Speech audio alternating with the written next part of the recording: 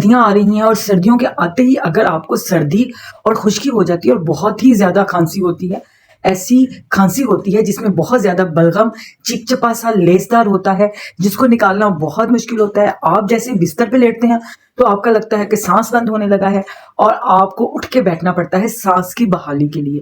तो आज हम एक मेडिसिन का जिक्र कर रहे हैं, ऐसी मेडिसिन जो ज़्यादातर एज़मा में यानी कि अस्थमा के ट्रीटमेंट में इस्तेमाल होती है।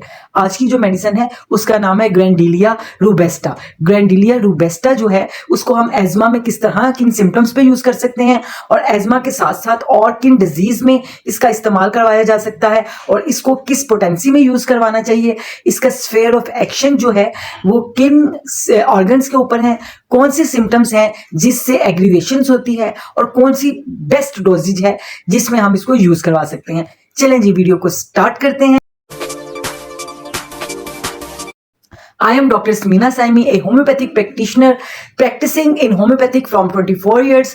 Grandilia रूबेस्टा एक प्लांट किंगडम मेडिसिन है। इसका प्लांट ना बड़ा ही खूबसूरत येलो कलर का होता है, मेरा फेवरेट कलर है येलो कलर। और येलो कलर का जो ये एकदम खिला हुआ जो प्लांट है, इसके फ्लावर से इसमें और इसका जो कॉमन नेम है वो है रोजनवुड। ग्रेट वैली गन प्लांट भी इसको कहा जाता है। देख लेते हैं कि इसका स्फीयर ऑफ एक्शन जो है वो किन किन ऑर्गन्स के ऊपर है। सबसे पहले इसका स्फीयर ऑफ एक्शन जो है वो आपकी रेस्पिरेटरी सिस्टम पर है। उसके बाद इसका स्फीयर ऑफ एक्शन जो है आपकी स्किन के ऊपर है। उसके बाद इसका स्फीयर ऑफ एक्शन जो है वो आपकी स्प्लीन के ऊपर है। उसके बाद ये इसका स्फीयर ऑफ एक्शन आपकी हार्ट मसल्स हार्ट डिजीज के ऊपर भी है। तो आप बारी बारी देखते हैं कि ये सबसे ज्यादा जो इसका अफेक्टिव रिजल्ट्स आज तक देखे गए हैं वो रेस्पिरेटरी डिजीज के अंदर है, आपके रेस्पिरेटरी ट्रैक के ऊपर है। अगर आपको एज़मा है और बहुत सालों से आप एज़मा के पेशेंट हैं, आपको सांस लेना खांसी इतनी ज्यादा आना शुरू हो जाती है कि आपका सांस लेना मुश्किल हो रहा होता है। आपके जो सांस का रास्ता है, आपके जो एयरवेज हैं वो बलगम से भर जाते हैं और इसकी एक स्पेसिफिक सिम्टम ये है कि पेशेंट को खांसी इतनी ज्यादा आती है, वो खांस के उसका हलक जो है वो दुखने लग जाता है और पेशेंट जिस वक्त लेटने के लिए जाता है तो उसे ऐसे लगता है कि उसका हाथ रख के मुंह पे हाथ रख के उसका दम घोट दिया गया है, उसका सांस बंद होने लग जाता है। सांस को बहाल करने के लिए उसको उठ के बैठना पड़ता है। थोड़ी देर वो बैठता है तो उसको लगता है कि वो थोड़ा बेहतर हुआ है और जैसे ही वो लेटने की तरफ जाता है उसको लगता है कि बलगम ने रेशे ने उसके सांस की नाली को बंद कर दिया है और उसका सांस आना बंद हो गया है। और एज़मा के और ऐसी एज़मा के केस में जब आपका शॉर्टनेस ऑफ ब्रीथ हो कि आपको बात करने में भी आपका सांस चढ़ रहा है, चलने फिरने में भी आपका सांस चढ़ रहा है और स्पेशली लेटने में आपका सांस बहुत ज्यादा चढ़ रहा है और इसकी कॉफ इसकी खांसी इस तरह की है कि उसमें बलगम होता बहुत है, पेशेंट के अंदर बलगम बनता बहुत है, खांसी आती बहुत है। उसका जो बलगम होता है वो वाइट झाग की तरह होता है लेकिन वो बहुत स्टिकी होता है, बहुत लेसदार होता है, वो लगता है कि यहाँ चिपका पड़ा है। उसको वो चिपकेपन का एहसास खत्म करने के लिए पेशेंट बहुत ही इरिटेट होता है और बहुत कोशिश करता है कि उसको निकाल दे। पेशेंट जी सोचता है कि उसको निकाल देने से शायद उसको अच्छा इफेक्ट आएगा।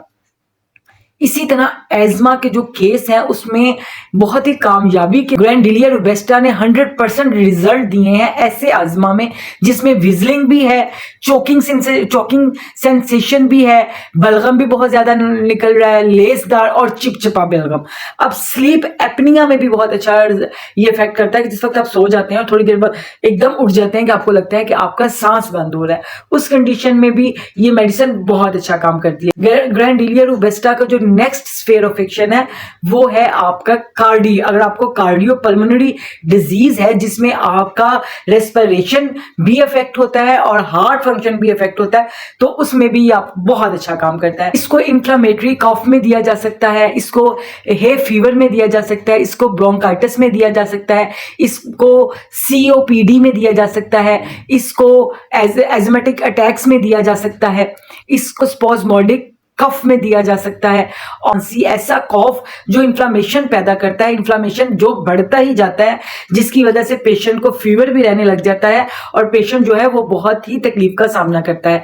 नेक्स्ट इसका स्फीयर ऑफ एक्शन है वो आपकी स्प्लीन पे है। अब आपको कार्डियोमायोपैथी भी है, आपको कार्डियोपल्मोनरी डिजीज भी है और साथ आपका इनलार्जमेंट ऑफ स्प्लीन भी हो गया है।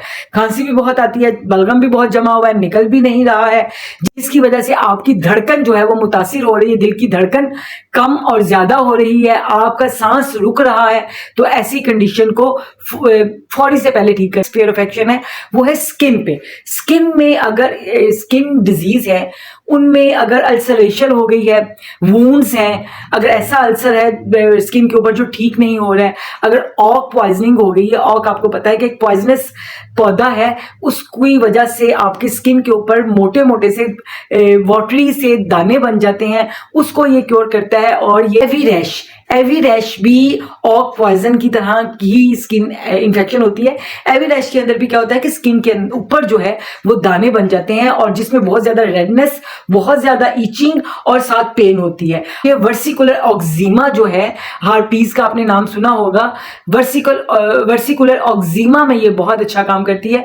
जब स्किन इन्फेक्शंस जो है वो खत्म होने का नाम नहीं ले रही होती और वो बहुत ज्यादा बढ़ रही होती। अगर इस मेडिसिन को समराइज करें तो इसकी जो मेन स्फीयर ऑफ एक्शन है रेस्पिरेटरी, कॉफ, ब्रोंकाइटिस और pulmonary cardio disease, enlargement of spleen, skin disease और उसके अंदर स्किन डिजीज में है इन्फ्लामेशंस।